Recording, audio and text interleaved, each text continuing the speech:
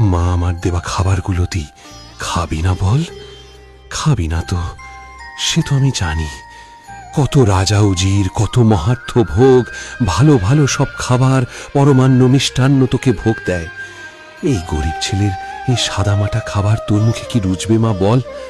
আমি কি করব মা, কি করতে পারি আমি? তুই আমায় যে পরিস্থিতিতে রেখেছিস সেখান থেকে এটুকুই করতে পেরেছি। তাই বলে তুই আমার থেকে এইভাবে মুখ ফিরিয়ে থাকবি মা?